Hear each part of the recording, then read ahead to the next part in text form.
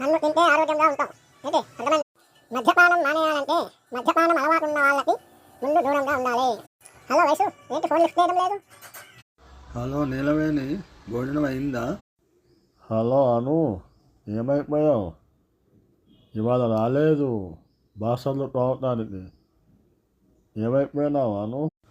Unknown fear from unknown numbers because of cyber frauds.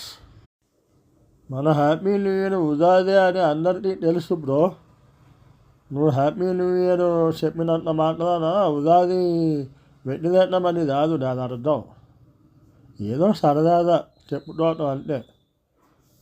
ఇప్పుడు happy new year చెప్పిన వాళ్ళందరూ ఉగాది చేస్తున్నా ఉన్నారా?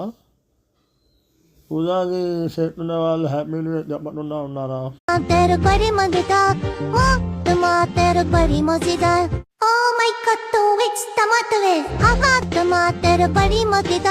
ఏం సైబందేరా బాబు, ఎవరి ఫోన్ ఎత్తానంతా ఒంట్లో ఒడుకు పడుతుంది.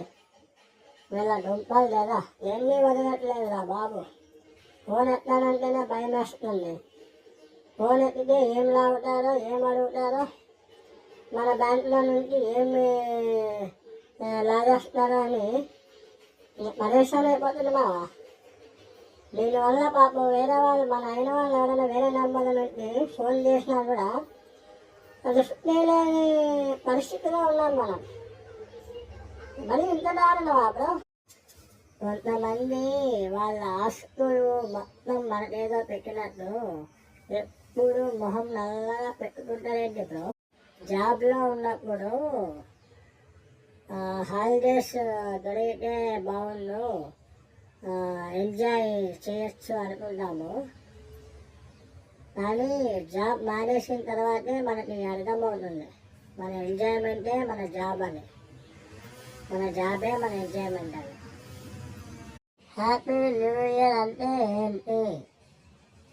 న్యూ ఇయర్లో హ్యాపీగా ఉండడం, ఆ పేరులోనే ఉండండి. హ్యాపీ న్యూ ఇయర్ అంటే హ్యాపీగా ఉండండి.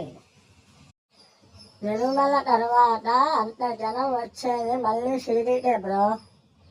మరి అలాంటి షిరిడి సాయిబాబాని ఎందుకు విమర్శిస్తున్నారు బ్రో? తప్పు కదా. ఎవరు మాట్లాడినప్పుడు తమలో తాము మాట్లాడుకోక ఏం చేస్తారు బ్రో? దాన్ని పిచ్ అంటే ఎలాగా?